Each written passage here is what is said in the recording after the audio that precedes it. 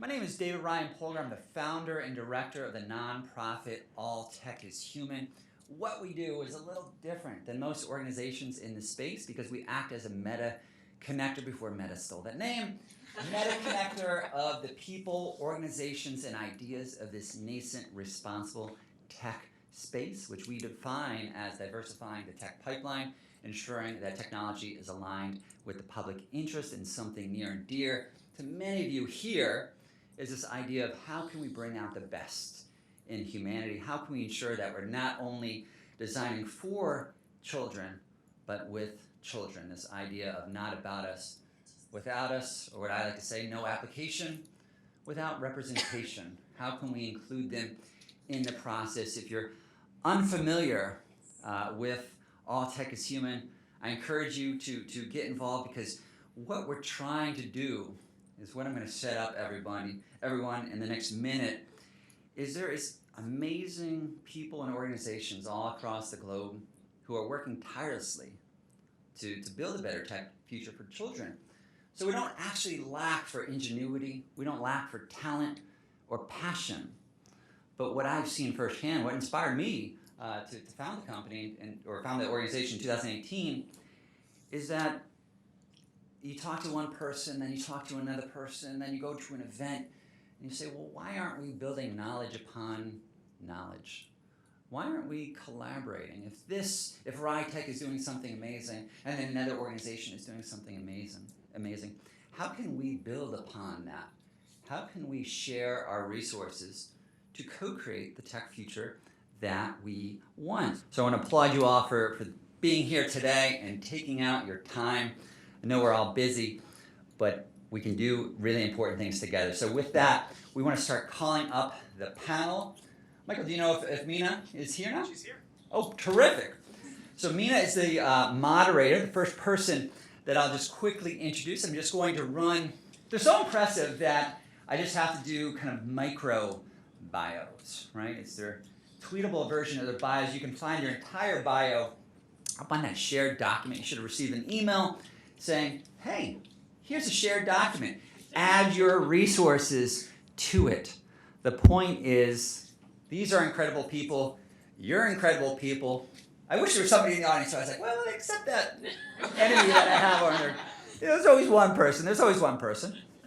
So, Mina Aslan is Headstream's program manager overseeing the Youth to Innovator programs for young people around the country. Let's get around. Come up or not? Yes. I'm just waiting for the moment. Come on down. You're the next contestant at Building a Better Tech Future for Children.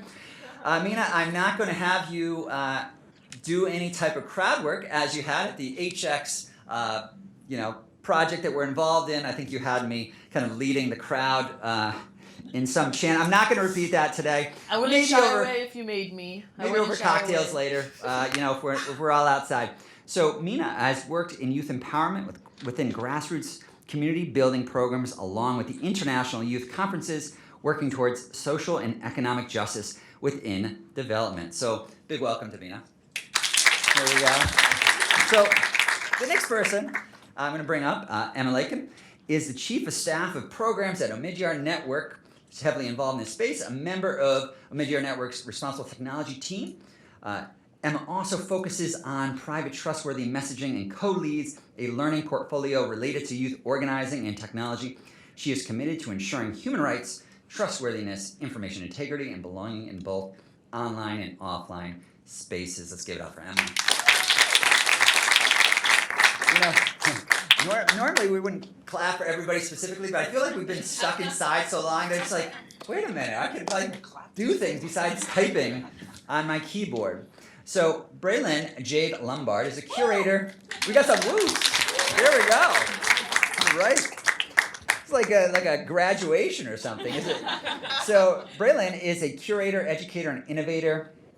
She uses creative technologies to build bridges of intercultural understanding and empathy. She works to create institutional change by uncovering shared experiences and initiating belief conversations. She also now serves as the product policy manager for global minor safety team at TikTok. You might have heard of that. Braylon's mantra is, I love this one, create what should exist. All right, just give it up. I didn't even need to prompt anything on that. I think create what should exist, kind of the opposite, I think, of Jurassic Park. So we're going to bring up next, we'll bring up Dr. Michael Rich, is an associate professor of pediatrics, part-time at Harvard Medical School, and practices adolescent medicine at Boston Children's Hospital. Dr. Rich is also the founding director of the first evidence-based medical program addressing physical, mental, and social health issues associated with digital technology, the Clinic for Interactive Media and Internet Disorders. Understanding the power of screens to engage, connect, and change us all, he is bringing together pediatricians and software engineers, educators and designers, psychologists and screenwriters in the Digital Wellness Lab. So let's give it up for Dr. Rich. You might have noticed a connective tissue, right? Bringing together different stakeholders. That's what I'm picking up on this. Next, we're going to bring up Ishva Mehta, is a student at Rutgers University. New Brunswick. She likes to build and help others build. She is passionate about equity, education, and leveraging tech to strengthen communities. Ishva's personal mission is to empower others to achieve their goals through their work and experiences. So let's give it up again for Ishva. This will be a fun time. It's a lot of positive energy here. Last, we have Guillermo Souza is a bubbly immigrant girl with trans experience who strives to make the world a better, more informed place little by little. Yes. I love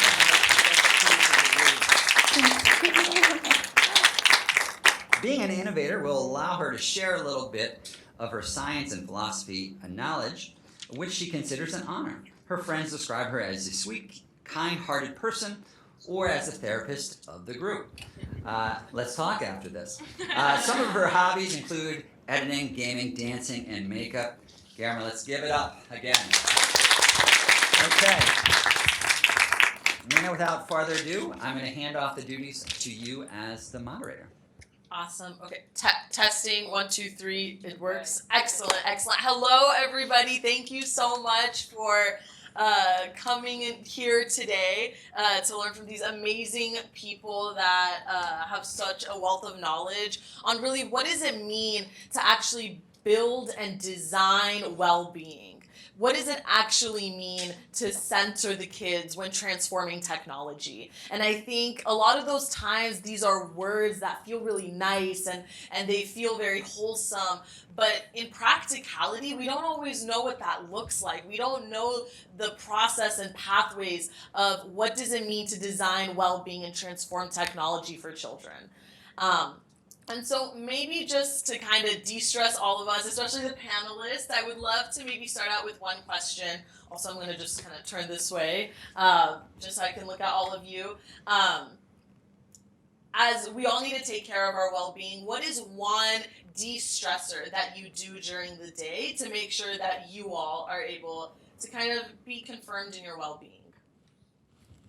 This is an open question, so whoever wants to answer can go right ahead. I can kick us off.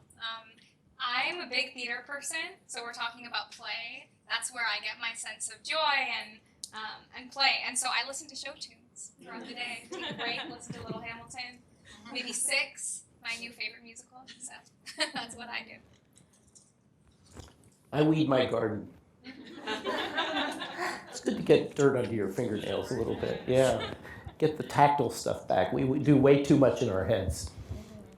To follow up with that, because I'm very much a in the body type of person, I go roller skating. So if I need a midday break, like you get the sun, you get the clouds, you get the vibes through your AirPods, it's like really being able to be in my body.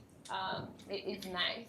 Yeah, it also though depends too for me on what day it is and which part of my identity is leading, for that. So yeah.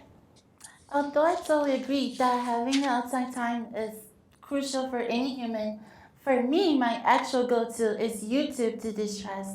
But I end up spending so much time on YouTube and just got absorbed by the algorithm. So instead, I'm going to say that listening to music is my quick distress. I actually agree with her a lot. I'm more of like an indoor individual as well, but I like to make art, I like to draw, I like to paint. I used to do that a lot as a child, so I'm just trying to bring that back. my gosh, I love that.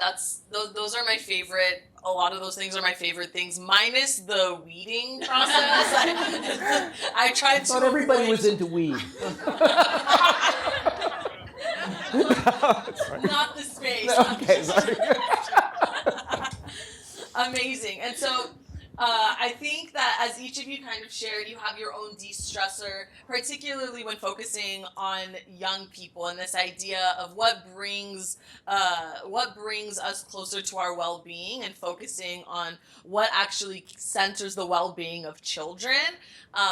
There's a lot of different definitions of this idea of well-being. In fact, it is one of the most simplest terms that has the greatest amount of controversy around it. And so I think keeping that in mind, I would love to hear from all of you, particularly starting with our lovely ladies at the end here. How do you all define well-being? And this can be just well-being in general or your relationship with digital well-being.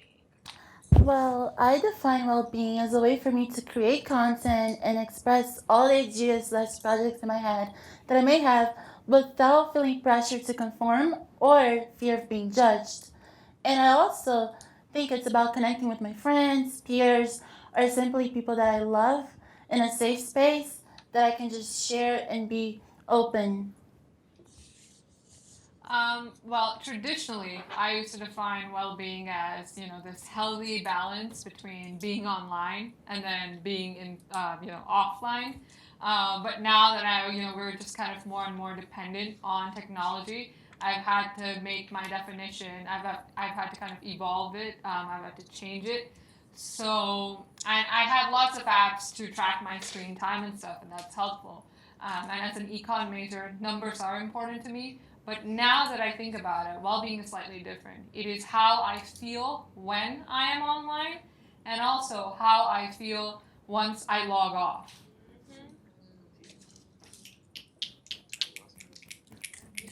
Have any thoughts? I think it's the intentional and mindful creation and consumption in an authentic way that works toward our physical, mental, and social health. Yeah, when I think of well-being, y'all are going to hear me talk about the aspects of identity so much today because that's who we are, right? We're people, and there's so many different parts to us, and there's complexities within that. So when I think of digital well-being in particular, I'm thinking of an experience that empowers me to be comfortable expressing those identities and complexities in a safe way, but also authentically in how I choose to show up, right? And so in my mind, being digitally well means being me and allowing that space and creativity to be me as I choose. And just to add a dimension and build on exactly what you're saying, I think, when I think about what does well-being online mean to me, it shows up in my experience of inclusion online, privacy online, safety, trustworthiness. Am I getting trustworthy information? That informs my sense of online well-being. Thank you all so much. I'm hearing these very pertinent virtues around trustworthiness, authenticity, expression, and safety around identity. This idea of creativity and unleashing your sense of self-expression. Ishva, you mentioned something that I almost want to go into a little deeper. You mentioned the way that you feel when you're consuming content and especially how you feel when you log off. Right. And so I'm really curious, and I'm sure folks in the audience are really wondering, what are examples or anecdotes of that feeling of I'm very uplifted, I feel whole, I feel secure, when you are both consuming content and when you log off? This doesn't happen that often, to be honest. But any kind of positive news, I'm always any positive news. It's really sad that I can't think of anything off the top of my head. But any positive news, obviously, I'm happy when I'm consuming that kind of content. And anything that gives me hope for the future, I can kind of also log off knowing that, okay, life's going to be fun. You remember some good news that John Krasinski did during the Yes. pandemic? Wasn't that awesome? Especially when he stood up and was wearing a tutu. No, it was absolutely awesome. I think what actually came out of the pandemic a lot was this idea that that digital spaces, technology can be a positive source in the lives of young people. And so, like, man, Ishva, I'm like, we're in the like crux of the bad, but we're like getting towards good. Like I see them happening simultaneously, and so kind of honing in on those opportunities for the positive, whether that's innovation, whether that's policymakers, whether that's the intersection of culture and tech accessibility. I would love to hone in. Emma, I would really love to kick off this part of the conversation with you and really thinking about when thinking about technology as this positive sort, where do you see the opportunity lying when thinking about technology, pop culture, artistry, the culture at large, and the impact technology that we're trying to work towards? Sure, yeah, and this is something we've spoken about before enthusiastically. So I think we have data and literature and scholarship on, and maybe not enough, but we have scholarship on youth well-being, online spaces. We have reports, we have articles, we have qualitative and quantitative data, and it's critical to inform how we build digital spaces to be safer for young people.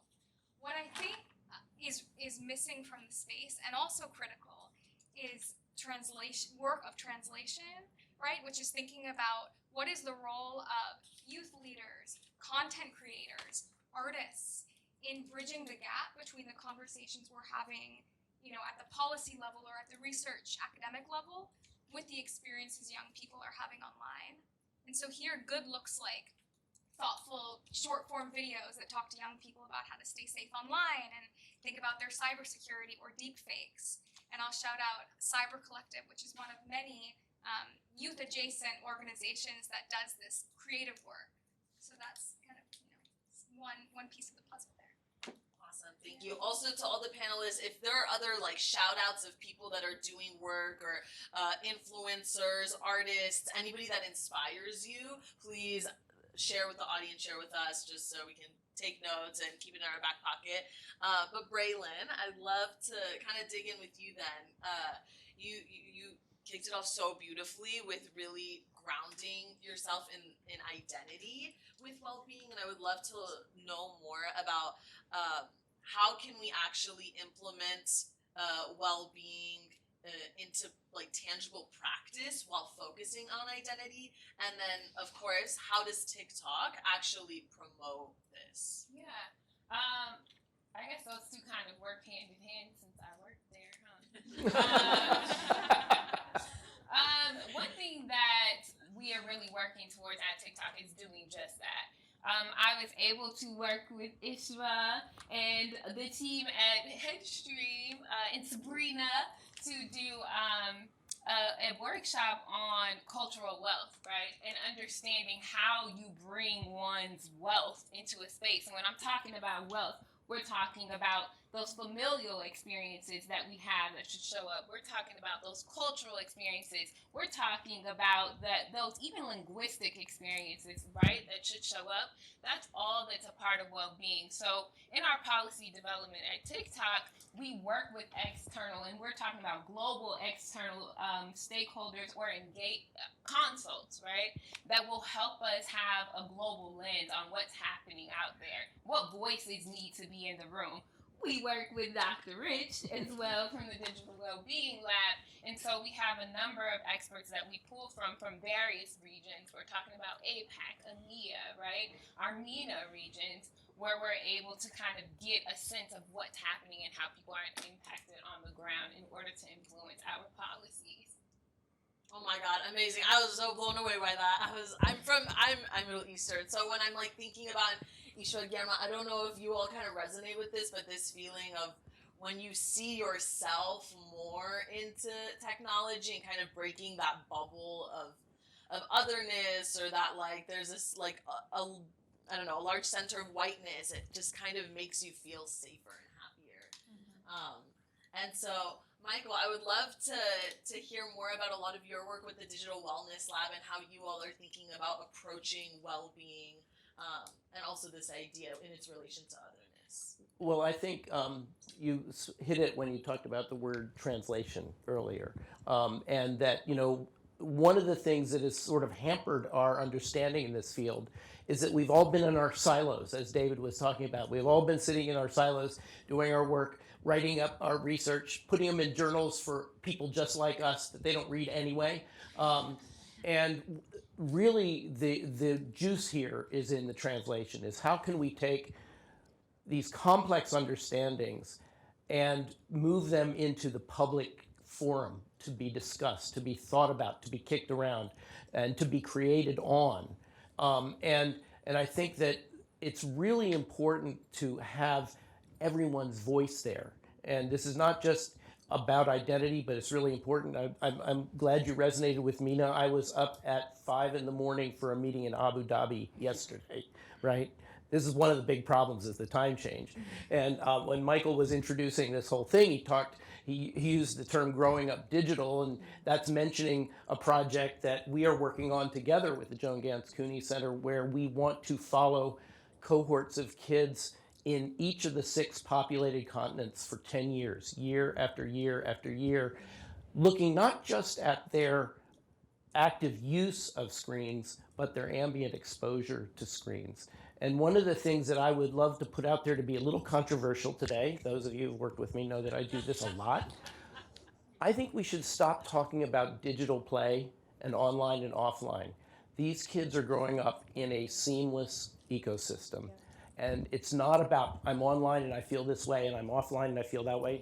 I don't mean to criticize you at all, but I think we have to think forward.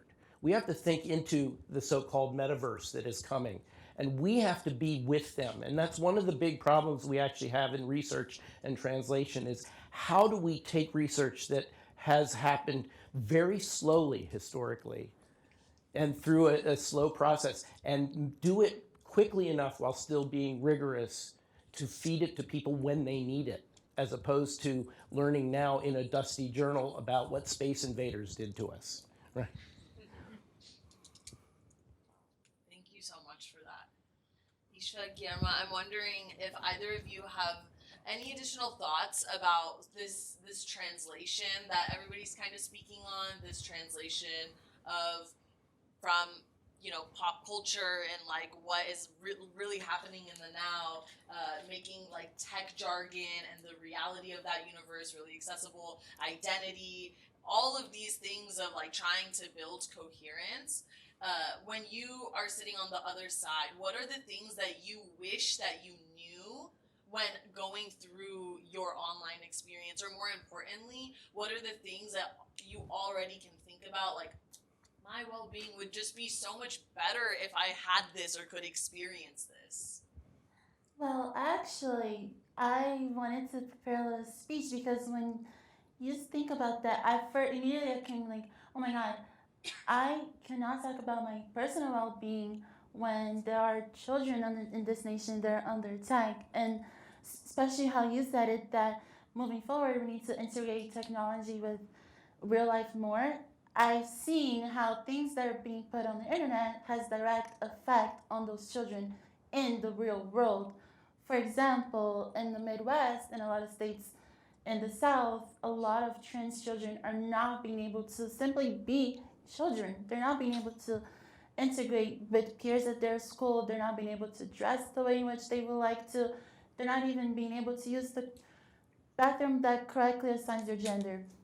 And I believe that we are doing a disservice to them when we push and just uplift the voices of these grown adults, whether they are religious leaders or politicians or whoever they may be. When we uplift and push these voices onto the internet, these laws are created to oppress that group. And I think that not only that, but I think that every child, I think a great way to integrate that is through representation. And I know that if a child like me saw themselves more in the media, they will feel way more represented. That way, young boys know that they're allowed to cry and talk about their feelings instead of developing a hatred for the world. That way, young black girls can see themselves. I seen recently we saw The Little Mermaid. I don't know if everybody saw that. Daily.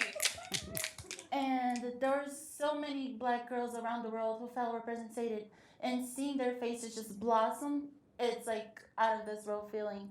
And as well as making the world a more accessible place for children with disabilities where they cannot access the entirety of the world the same way we can, and so that the trans youth that are currently growing up can develop into strong men and women who can lead the way, who can actually prove to the world that they can not only be capable professionals, but also be capable of changing laws for the better of all people, taking charge and leading our planet to a more livable, safe, greener, and coherent world that embraces all of our differences instead of shunning us out of them. Period. Yeah.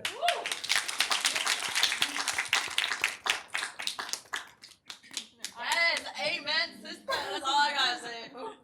I felt that to my bone. Thank you so much for sharing. I 100% agree with everything you said, and I just also want to add, this is from my personal experience, the way I view social media is, and we were actually discussing this in one of our Headstream meetings, like workshops that we have. It was with this company called Empathy, which is why the creators of Empathy created this platform.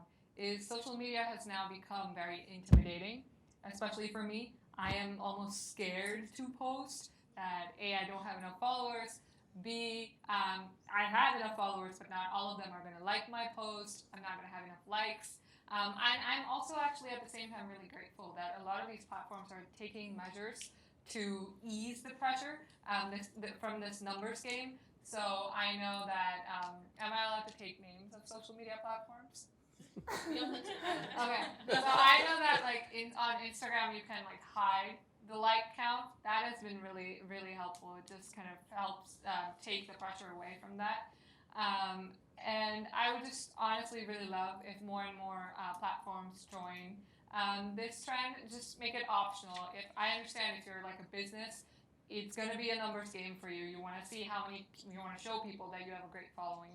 But for other individuals, it's not really needed. So if other platforms could join, that would be great. And also boosting, kind of what you were talking about, representation, just boosting authentic creators, not people whose it's their job to look perfect 24/7, just people who are flawed, kind of boosting them up. I'd really appreciate it. No, thank you both so much. I think what really stands out to me in that is there's a lot of these cultural big things, and there's a lot of these norms that are created on social media in the consumption of media at large, whether it's music, movies, TV, so on and so forth, that they are actually intentionally designed. And there are things that are created from consumption, and then there's also what happens when the power holders that are designing a platform actually create sometimes unintentional harm. And so I would love to actually bring up the age-appropriate design code. So this is a bill in California that has recently been passed for companies to actually think about what are the important measures to think about when designing some sort of technology for children. And so, and I'd love to start with you, but to really think about, one, do you feel like this policy will actually bring us closer towards uplifting well-being for children, and also what are the implications of it? Yeah, sure. And I think it's a great segue because a lot of what you both were speaking to, especially Ishva, and I'll say I appreciate it too on Instagram, right? You can click hide like count number, so it says XYZ and others. That's a very intentional design change, and so I think this is actually one of many, anecdotal examples of what the CA Kids Code could mean. So to kind of bring it back a little bit, as Mina said, the CA Kids Code will ensure that platforms optimize for youth well-being, safety, privacy over profit. So hugely meaningful in the fight for online privacy. and also represents a digital future where we are thinking about safety by design. And I think we've all referenced safety as one piece of our experience of online well-being. As for implications, I think, assuming it's signed by Newsom by the end of the month, it can really signal to other states and other leaders that, they too can advocate for changes in their own jurisdictions around safer design for young people. And once you make the change in one, it's certainly easier to do it in others, also because we're proving that from a design perspective, we can make these changes. To offer just a quick example here, it's based on a UK legislation. And so when it took effect in the UK, this is one of many examples, in March 2021, Instagram made a feature change. So if you were a young person under the age 18 and you're onboarding on Instagram, your profile by default would be private. So these are design changes like the hide like count that can be really meaningful. The last thing I'll say here about See a Kid's Code that I think is worth highlighting for all of our work is, in some ways, the advocacy around it highlights what we can achieve when we bring young people into the policy process. So you had Accountable Tech, and I think we have Zach here from Accountable Tech, so shout out to Zach. Parents Together, 5 Rights, adult-led civil society groups working in complete partnership with Log Off Movement, a youth-led group. And so because they had youth voice, youth agency embedded into the advocacy, I think that's a huge reason why we've seen wins up to this point. So. I love that.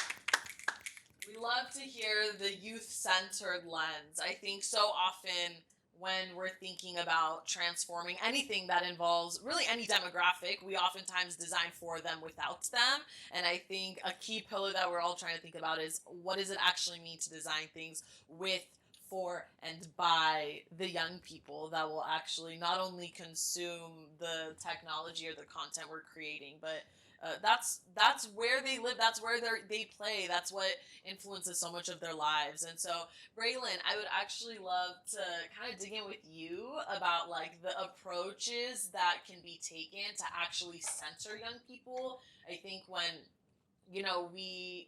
even when we're thinking about like policy changes, when policymakers are consulting people, it's oftentimes adults on what they are thinking about for their children. But really, how can we bring young people into the process so it's not so paternalistic, but actually their voice is translating into tangible changes? Yeah, one thing that we've done is having this, but taking that same approach, is we launched a survey with Internet Matters, which is an organization who helped us survey teens globally and ask them, what do you need?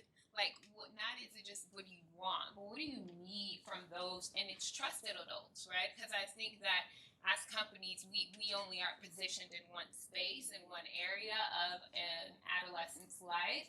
So what do you need from a trusted adult? One, who is a trusted adult to you? And then what do you need from them? And taking those responses and then integrating it into our safety by design measures, which are those policies and design practices that we are implementing. And from that at TikTok came like our DM age limit, right? So if you are under 15, you don't have access to direct messaging. But once you hit 16 with the proper safety guards in place and those conversations that you can have through our family pairing tool, and we really are pushing that families have this in collaboration with their teens, right? Like going back to that identity point, one 15-year-old is not the same as another 15-year-old, right? Their identities and complexities of those and nuances matter. So in our family pairing app and in our toolkit, you will find that we're saying, have these conversations in collaboration with your adolescents so y'all can figure out together your screen time management. So you can figure out your settings to either your direct messaging and things like that. Oh, that's so awesome. I love those like practical details. That's also, I think, like, especially when we think about our work, approaches that I feel like are just starting to take place, that hopefully will become more mainstream. Ishva, Girma, I'm wondering if you both have thoughts as well on how you all can be brought into the process and how young people in general, across different like age ranges of young people, of just how can they get brought into the process in a way that feels inclusive and that they have the context they need to participate, and also like your voices are truly heard and integrated. Like, what are some things that come to mind? Okay, I can go. So I'm really glad you asked that, because for a lot of times, as all of you guys mentioned before, sometimes companies tend to take a route of just listening to the parents and not listening to the children, especially since you're doing a project or anything, product, whatever it may be, for a child. I think you should first ask the child and then discuss with the parents and come to agreement on what's best for both parties. However, it's also kind of tricky because in every age, there's a difference of opinions. To every person is different. There's so many different intersectionalities that we all tend to have. So, like, I believe that a great way that we can incorporate children into these projects and have their voices heard is by simply listening to them and like being able to ask them personally what do they need, and take, obviously numbers matters, take research to like go in depth on everything, every group, every case scenario, to see what could be the best solution. I just want to expand upon what she said, and I guess an example of this, which I've been a part of, is the Y2Y advisory board with Headstream. It's all of these startups, all of these companies that want to listen to us. So having these youth councils or youth advisory boards in place truly helps a lot. I know a lot of organizations. I know people from UNICEF are here right now as well. I know a bunch of my peers who are like part of the UNICEF Youth Council, or and I know American Red Cross also has a youth council like that. So just having these systems set up where you are talking to us, not necessarily about us, which I know was one of the themes in the presentations prior to this one as well. And listening to you. Yeah. Not just talking to you. Listening.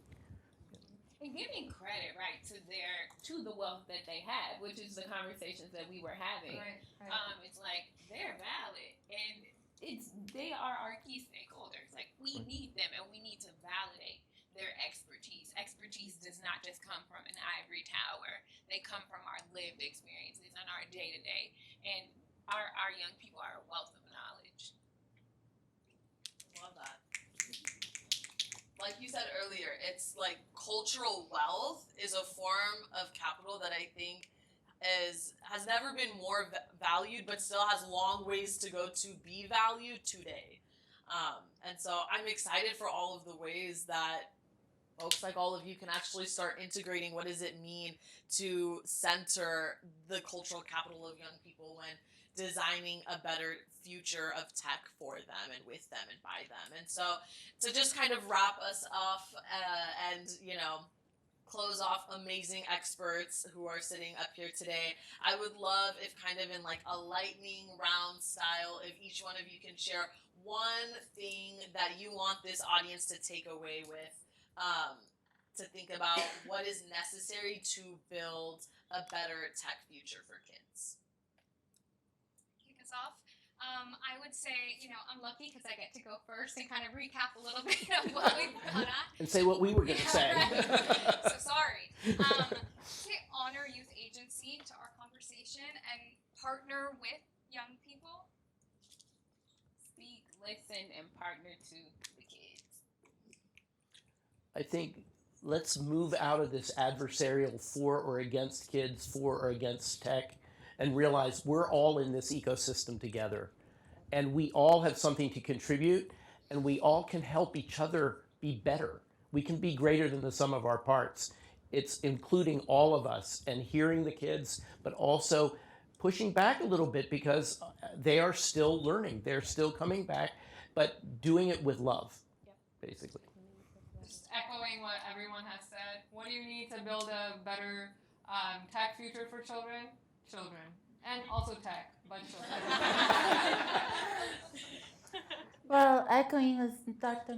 Michael said, I think it's crucial that we literally need to build bridges and make connections with each other. That way we can truly form a relationship with other people that otherwise you may have not known or wouldn't even flinch an eye on, because it's those people that may have the best conversations ever, or you can have the most in common. Like we're not that different at the end of the day, to be honest. And we should embrace our otherness, Yeah. right? As something that makes us stronger. Mm-hmm. Woo! Let's give it up for this panel.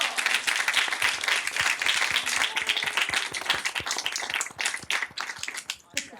Thank you all so much for just sharing glimmerings of your wealth of knowledge. Michael is going to walk us through any questions that any of you may have to ask the panelists. So.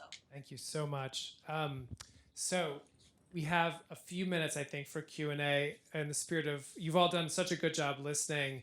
I want to give you a chance to ask a question or two. The caveat, though, is that these questions are standing between us and going outside. So no big questions. No, I'm kidding. But know that we're all staying. And so you can also have conversations with each other and with our amazing panelists and speakers. So I'll start with that caveat. So let's just take a couple. Catherine and I both have mics. Michelle. Hi. Thank you so much for this conversation. My name's Michelle, and I run the National Association for Media Literacy Education. So I think about this stuff every single day, all day long. I think we have a PR problem when it comes to spreading this conversation, and because it's very, very hard with us talking to each other when what we know we see in the news is all of the horror, right? And I'm sure from TikTok's perspective, you're not getting a lot of calls when things go right, So, and I'm sure, Dr. Rich, you get a lot of calls when things go wrong. So my question is, how do we amplify this message? And how do we break through the noise of all the negativity to make sure that we're uplifting the opportunity? Because it's one thing if we're all talking to each other, and it's another thing if public facing this movement gets the attention it deserves. I have a quick thought on that, and I'd love to pass it to others. There's, I'm sure people in the room are familiar with Emily Weinstein and Carrie James, who just put out a book, I think behind their screen, something. But they've written a few articles in the mainstream recently, which I thought spoke to this really beautifully, kind of saying we need to bring in more nuance to the conversation about young people and screens, especially talking about we need to protect young people online. We also need to think about youth agency and how do we give young people the affordances and opportunities that come with being connected. And so in one of their Wired articles, they spoke about, what we hear in the media is young people are on screens too much. Watch what you post because it's going to follow you throughout college and beyond. Don't send naughty pictures. These are the narratives that we hear, and we're concerned about young people. So I think bringing that nuance is really important, and I'd encourage you to check out their It's such a great question, because I think we often have these spaces and these gatherings where everyone who may have like minds are talking in the same space with each other. And you're right, from a platform like TikTok, you do see what goes wrong. I think one way, though, to be able to address that is to say, also publicize what's going right. From the last All Tech is Human event, one of the panelists, Chanel, mentioned, we have to learn from what is going right and then publicize that on our end. Hey, this is what's going right. This is what we learned from what's going right, and this is how we're going to build off of what's going right. I think that will help shift the narrative and shift people's perspectives of what this space even looks like or what it is. Because right now we're operating off a norm that technology is bad. Right. When in reality we know that it has so many benefits to it. So I think it's about us, did you call it a royal we? I love that. The royal we. How do we begin to figure out ways to amplify the message together? Because it's not going to be just one organization. It's going to be all of ours that come together to be able to push that forward. one of the things we've learned in public health the hard way, particularly with adolescents, is that it works better when it's strengths-based than risk aversion, right? That the black lung that you carved in health class, right? That didn't make people not want to smoke. It kind of made it badass to smoke, right? And so it's about building on strengths. And I just flashed on a 16-year-old patient of mine who came into the room and slumped down in a chair. And I said, what's going on? He said, the whole world is shoulding on me, right? You should do this. You should not do that. And we've got to move it from right and wrong, good and bad, to healthy, less healthy, and self-actualizing, and not and we're putting each other down. And that's one of the big problems is, we're talking about screen time. It's not, screen time limits are an obsolete concept. There's screens everywhere. Look at this room, right? In our pockets, on our wrists, they're everywhere. We have to start thinking about living a rich and diverse menu of experience in our day, including screens, but including them in a mindful, thoughtful way, and not as in, saying avoid this or cut this back. And one of the things I hope for the age-appropriate laws is that instead of fighting against them, that the companies will embrace them and push them farther, right? And because I think that's a huge opportunity we have to move out of this adversarial good, bad into, hey, we're all in this together, and we better start rowing together. Okay, maybe a couple more quick ones. And also, I might mention that we could also ask Elizabeth a question too. She's part of the group. Come on, Elizabeth. I'm good. I'm ready to go outside. We're not going to take a stand-up vote on this one then. Hi, sorry. I'll bring you your first glass of wine. Hi, everyone. My name is Jackie. I work at a company called Zepeto. We are an avatar-based metaverse platform, and I work on the trust and safety team in minor safety. So this panel and everything here was incredibly inspiring, very informative. My question for the panel, and I'm actually glad to, I guess, come off of what you guys just shared, and also this whole discussion of identity as well, because we are an avatar platform. The same way, Dr. Michael, you said we should stop shoulding youth. I guess for me, one of the most important questions that I've been asking myself and wondering is, for each of you, what would be the question you would ask a young person in order to, I guess, guide them in the right direction when engaging with technology? Like, you can't tell them, don't do X amount of hours per day, don't do this, don't send nudes. Rather than doing that, what's a question that helps them shape how they should be engaging with it that you would ask them instead of telling them how to? I ask this question all the time. What do you dream about? Not dream sleeping, but dream waking. What do you dream about? What do you want for this world and for yourself? And that I'm trying to find their North Star, what leads them toward whatever they do. And it's better than being reactive. I want them to be thinking about leaning in, about being proactive. And unfortunately, much of what happens online now is reactive. Oh, I didn't get enough likes, or I'm going to hit back at somebody else for what they did or what I perceive that they did. And so I think that kids don't often get asked that question. What do you dream? I'm also wondering, from Girma and Ishra, what do you ask yourselves, like, when you're engaging, or before you, or, I don't know, just what do you ask yourself? I think, to be completely honest, I think we don't give kids as much credit as they actually deserve. Like, kids are smart. They're not, they actually have a functioning brain in their head. So, like, I think it's important to just be able to ask children what, as you said, what they dream of, but also to, instead of tell them they shouldn't do this, tell them, hey, if you do this, there may be consequences, and this is the consequences. Would you be willing to take these consequences based on your dreams, or based on your academics, based on anything in your life instead of simply saying, no, this is bad and this is good. You know, because not everything is about good and evil, as you previously said. Like, the universe is a huge place, and I believe that things are integrated and not necessarily one way or the other. Yeah, I absolutely agree with what's everyone's saying here. It's just why.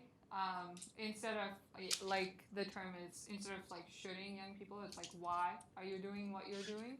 And if it's like what is conventionally a bad or an unhealthy decision, then is there another way of getting the outcome that you desire? That was my question, the why, but I wanted to make sure I went too far off. I was like, oh, that why? You sure you did it? Yeah. Why? So what time is it? Let's wrap it up so we can get everybody outside. Okay, one pause here. So first of all, thank you so much to all of our speakers, all of you. You were fantastic. It was just a breath of fresh air to hear all of your voices here in the room. Thank you, Elizabeth, for coming and for your presentation. Judeshna, where are you? Are you in the room somewhere? We do have one UNICEF person here. It's true. Thank you. There she is. And I would say, and thank you to the Cooney Center team who spent a lot of hours making this event happen. Catherine, Leslie's outside. Maybe you're in here somewhere. Anyway, thank you, and Sarah. All right, so I will just say one of the most fun parts of an event like this is putting all the people together. And so you've all had to sit here listening. You were all invited here, and we're excited for all of you to be here. And so please go outside, talk to each other, meet all these folks, and we'll see you on the other side. Thank you so much.